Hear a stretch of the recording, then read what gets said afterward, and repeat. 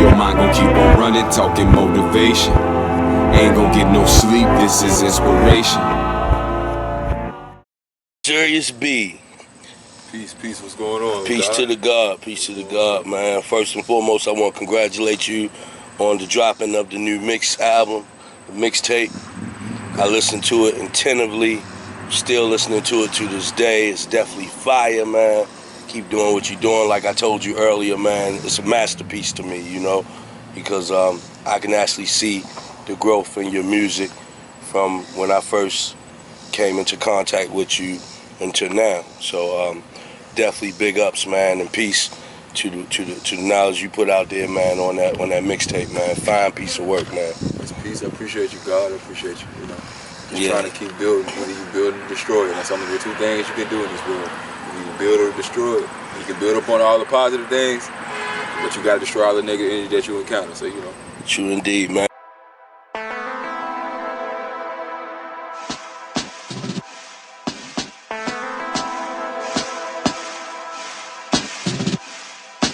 Alive and living color, just a young black brother who was raised by his mother, a fighter, not a lover. Youngin was a writer and a hustler. Daddy was the product of a system. And for the new observers, man, who don't really know much about you, man, tell them a little bit about you, where you came from, and how you got into this music thing. Man, I'm originally from Huntington, West Virginia. You know what I'm saying? That's where I'm originally from. That's where everything started. But I was raised in Charlotte, North Carolina. Lived on the South Side most of my life. So I'm 28 now. I've been here about 18, 19 years. But most of my family's rooted in Huntington, West Virginia. You know, I'm just a down-to-earth cat. I'm into sports more than I'm into music. I'm not gonna lie to you.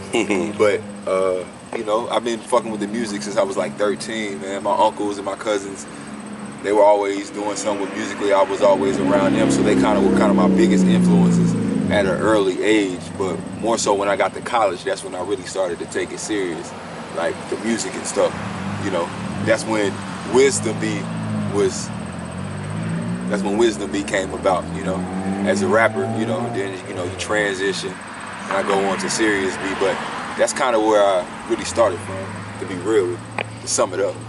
Okay, yeah. So you said it really got deep into it around the college years and things like that. So who were some of those mainstream artists that you was listening to around that time that you could say definitely had an influence on you evolving as an artist? Well, I would say prior to college though, Cole and Kanye, those are my like two biggest influences. I would say. Shout out to J. Cole and Kanye West. They was my two biggest influences. I would say that Jay-Z too now. I throw Jay in there. Shout out to you know what I'm saying? But Cole was like that guy that really got me to start going, because like Cole was just authentic, man. When I heard him, it wasn't a lot of niggas out like him. I remember telling my homeboy Dukes, he used to get him, he like, man, this nigga Cole's not gonna blow. I'm like, bro, this nigga's the truth, watch.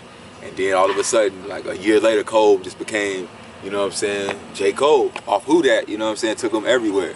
But Cole and then Kanye was just like college dropout. My boy Emerson, I played AAU with him. He had that CD, so that was kind of the first exposure to Kanye, that college dropout.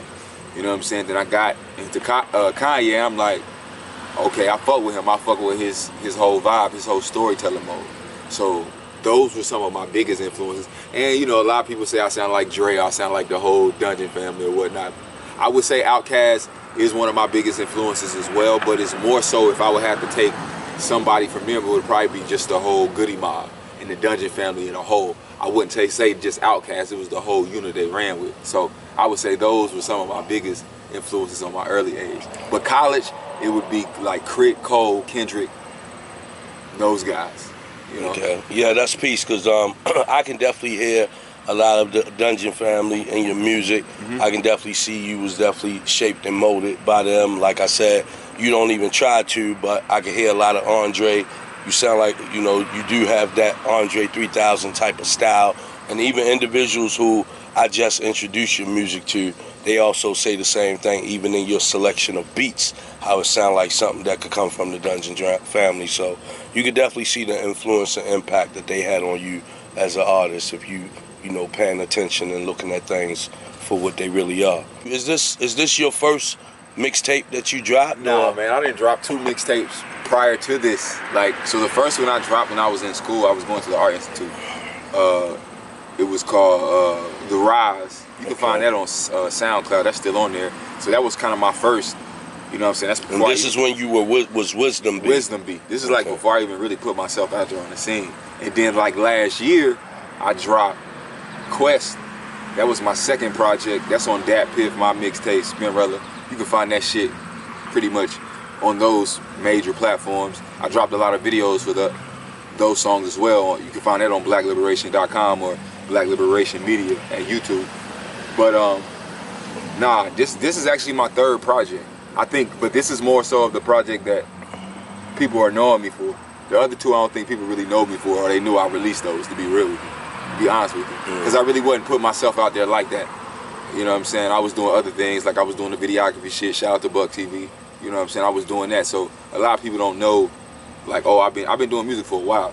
You know what I'm saying? But Quest is like the first one that's on the mainstream, the platforms and shit, you know. Not Quest, but I'm tripping. The Bomb, you know. The Bomb. Yeah. Yeah, definitely. I also want to say that if the viewers get a chance to really pay attention to the album cover, what motivated you in selecting that as your album cover, the fireman and the house burning? And so all right, so I told you I'm rooted from West Virginia. So like my grandmother, my dad's mom, she passed away, and my two cousins, they passed away in a house fire. You know what I'm saying? And that's the house that they burned down, and a lot of people don't know that, you know. And that's kind of like actual house on the album. That's the actual house. That's powerful. I got all the pictures of the original, the house and everything. You know what I'm saying? So that's the house that it was at. They were actually burned down into. So that kind of was, that's something near and dear to my heart, because like I kind of felt like I owed that to them. You know what I'm saying? To like at least do something, and I'm always gonna do something for them, because I feel like I owe it, especially to my grandmother. She was like one of the major influences in my life to this day. Like still, as her not being here in the physical realm, you know what I'm saying? But like she is one of the biggest influences in my life. So I always gotta show homage and pay homage to her, and especially to my little cousins, man, because they were young. They never even got the chance to live their full potential of life, fulfill their dreams and their destiny. So, you know what I'm saying? And I had to pay homage to my dad and my cousin who lost her two sisters and my aunt who lost her daughter. You know, I had to pay homage to my family. And I felt like that was something I should, you know what I'm saying? It was a hurtful thing for them to see, but at the same time, like, I just had to let it know, like, we can get over this, you know what I'm saying? And we're gonna start here. This is gonna be the face. We're gonna have to face this first, because this is something we're always gonna see and always remember. We're gonna always have something that stands for, you know what I'm saying, represents us. You know what I'm saying? That's why I called it The Bomb, because it was a real big explosion. It was a transition for me, and I'm still transitioning through life right now with all the shit I got going on, but it was a transition for my whole family, you know? So that's why it was called The Bomb. It was a real explosive, massive thing, you know? That's definitely powerful, man. And like I said, it's amazing with you how everything has a sense of purpose and everything has a meaning and everything is tied into something that was a great impact within your life. I respect that a whole lot. How long did it take you to fully get this project fully together, produced, and, you know, out to the general public? I've been writing. See, I'm the type of guy, like, I ain't even gonna tell you my secret what I'm writing, but like sometimes I don't need beats. Okay, sometimes I don't need beats to write, because I like to write. But it didn't take me no time to really put the project together, because I already had been writing. I had been writing since the end of last year. You know what I'm saying? So it wasn't no process. It was just more so of finding producers that I wanted to work with. Shout out to Sonny Champ, Pain and Power Production. Shout out to my man Drew Beats, Aronic, you know what I'm saying? Like, shout out to those three. Those were three of the major components, and myself making beats, of course, on this project. So it really didn't take me no time, man. Shout out to Styles, man, because Styles over at New Era, that's my man. Like, that's my guy. We formed a good relationship and a good bond, like, and we really put this shit together because he fuck with my music. So like, it was a genuine act. Shout out to my boy Willie Frank too at Audio Box as well. But me and Styles just like bonded, and we molded it, and you know, and it went from there. So we put it together. He did the cover art and everything. You know what I'm saying? So that's just how it went. And it didn't take me that long. So I could say it was like a 3-4 month process, to be real with you. That's peace. Yeah, that's peace.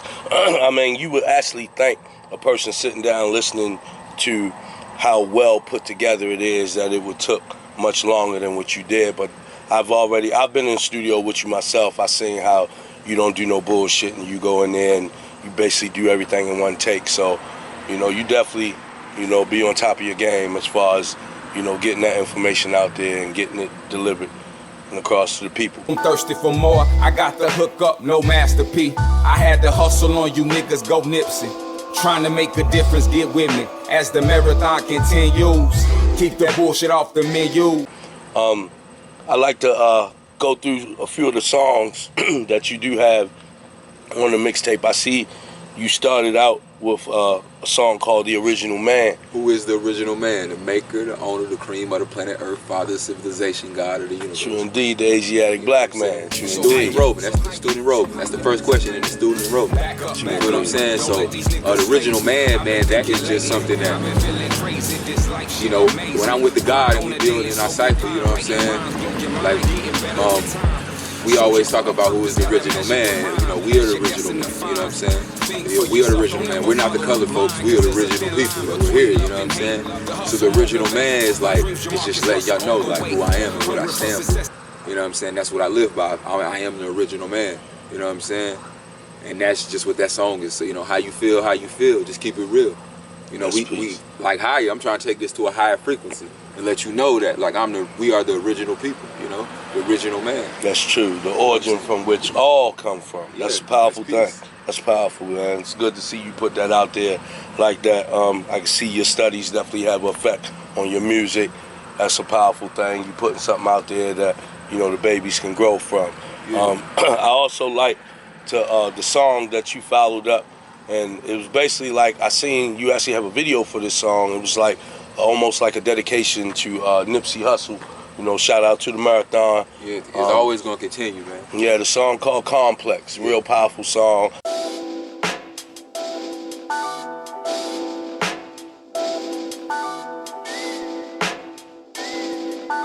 Pain and power. We got lift off, run that shit back, no kick off. Backwards ass nigga crisscross, going crazy, pissed off, you lost. I like the way you put footage of Nipsey in the video. Give me a little bit about how you came up with that concept of the video. I'm chilling with my man Sonny Champ, Pain and Power Productions. You know what I'm saying? We kicking it at his crib, at his spot. We making beats. You know what I'm saying? He making beats, and you know we just chilling. And I like the sounds. You know what I'm saying? And we just he start feeding off me. I start feeding off him. You know, but what was crazy about it is the concept and the theory of the beat when we were sitting there. Remember that Black Rob, that whoa. Yeah, you feel I remember that. If you hear it on the track, on that Complex track, that you, like, so we kind of got the gist from the whoa, you feel what I'm saying, of that Black Rob. So, but and like in the aspect of dedicated, like making it a dedication to Nipsey, you know what I'm saying, that's right around the time the shit happened, you know what I'm saying, where he ended up killed in front of the marathon store or whatnot, you know what I'm saying, like, so it was just me paying homage. I see you made reference of bringing the knowledge to light. There's a song, Wisdom Body, where you put the woman up on the pedestal and, you know, let her know this ain't about sex, this is about mental elevation. Give me a little bit of breakdown on that song, Wisdom Body. Yeah, you know, so Wisdom Body it's just that, I don't know, man, I'm a big Common fan too, so a lot of Common's music, man, like that shit influenced me. And when I heard the beat, when Drew played the beat, that's the first thing came to my mind, like any song Common did, the song he did with Mary J, or any song Common do, like this especially pertaining to women, like I was just like, I'm feeling it. It was in that element. And then in the case of me calling it Wisdom Body, because, you know, the whiz, you know what I'm saying? That's your whiz. You know what I'm saying? Like, that's your woman right there. You feel what I'm saying? You know secondary, but very most necessary. You know what I'm saying? So, you know what I'm saying? And then, so it's just like understanding that through the lessons. Like, I'm going to put it together like this. I'm going to talk about my wisdom body. You know what I mean? Because it's better late than never. Love change like the weather. Love got to do your better. Love down for whatever. You know what I'm saying?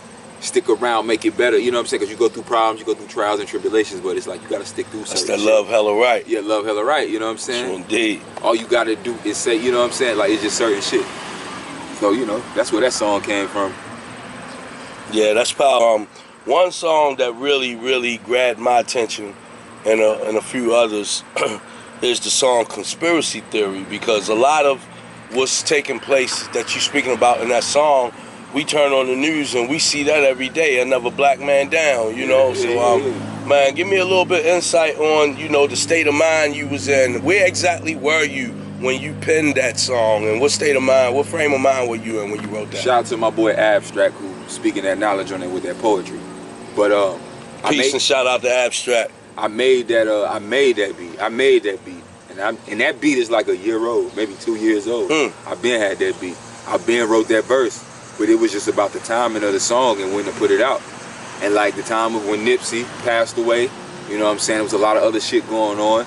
Like I've been had it wrote, you know, through Eric Gardner, all that, like that concept of theory has always been in my mind. But it was also it's also why I call it conspiracy theory, because if you listen to the lyrics of the song, I'm painting a picture of how the colored people envision us. What I mean by the colored man is the white man, you know what I'm saying? Caucasian white man. You know what I'm saying? Our Yakub's grafted devil, you know what I'm saying? But I'm painting a picture of how they view us. So more so of another black man down, another cop shot around, and I guess he's not found guilty. Okay, that's talking about us.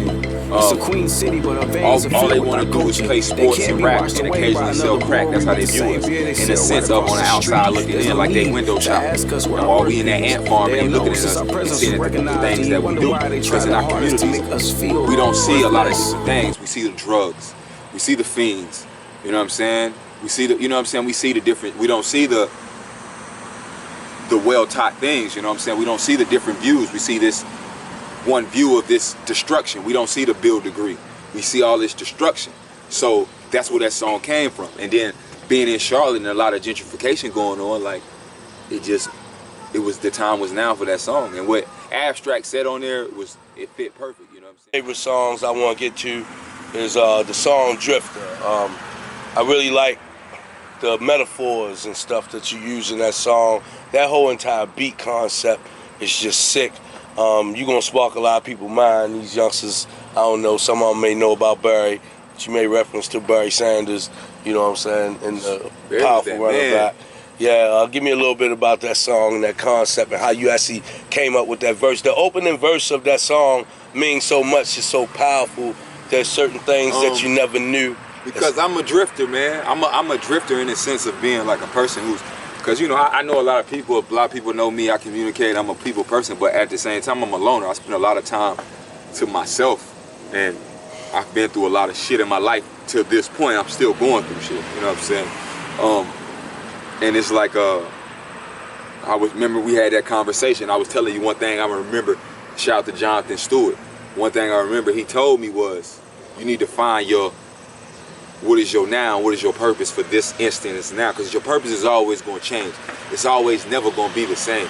And this is prior to me even meeting him, I did this song. But when I go back and think about Drifter, it relates to that because it's certain things that you never knew. It's certain things that are better you. Don't let them wear you. I'm running for my life like Barry do. No Sanders. You know what I'm saying? Like a lot, we out here running for our life. It's a marathon. Like Nippy said, the marathon continues. It's a marathon. Like a lot of us, as me being, I'm 28 years old. You know what I'm saying? I'm the up and coming, the new leaders of the new school. You feel what I'm saying?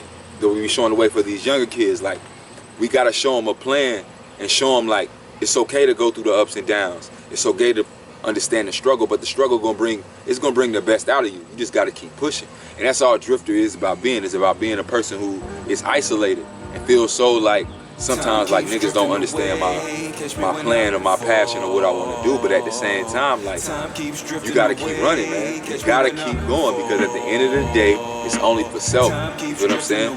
You know what I'm saying? It's people that's gonna be there for you. You know what I'm saying? It's people that's gonna be there for you. People that's gonna be there, not gonna be there for you. But at the same time, you gotta hold yourself down. That's all Drifter is about. Just being a loner, man. Just hold myself down. Still, even if nobody believes in my dream, I believe it. You know what I'm saying? Like I did the Jay-Z part at the end, you know what I'm saying? Like my uncle, he was a rapper, you know what I'm saying? Still is one of the hardest niggas I know, you know what I'm saying? But I can't project his fears and what he believes on myself, his trials and tribulations and shit. I'm trying to be better than what he is, you feel what I'm saying? So all I want my uncle to do is to believe in it. And that's just all Drift is about. Very powerful piece of work in my opinion. When I hear the song, and I've done took countless polls amongst other people, they hear what I hear. That song is basically giving you motivation, inspiration, and just a powerful piece of inspirational work, man. I really appreciate having the time, you coming by and sit down, do this little interview. You need to let the people know what platforms they can reach you on, where they can get to your music. Let the people know how to get in contact. You can follow me at Siriusb at Instagram, or at Black Liberation on Instagram. Black Liberation spelled BLLKK. 2 K's in the Black Knowing Knowledge Liberation. You can find me on Twitter at Black Liberation as well. The Bomb is available on all platforms. I know it's on the 3 major ones: Google Play, Spotify, and iTunes. Still haven't found it on Tidal yet, but you can find it on those 3 major platforms. I got it on YouTube as well. Look it up. Check me out on Black Liberation Media on YouTube as well. BlackLiberation.com. Check out my website. Definitely check out there. You can watch all my videos, get the links to my music. I still haven't uploaded none of the merchandise, but we working on that. We getting that together. You know what I'm saying? But you can find me on those platforms right there. Like I said, man, my name's Siriusb. Black Liberation is a movement. Peace to the gods all over the earth. You know what I'm saying? Peace to the peace to the original man as well. You know what I'm saying? If there's anything in life you want to do, just do that shit. You know what I'm saying? Knock down those doors. You feel what I'm saying? Because I'm gonna share something with you.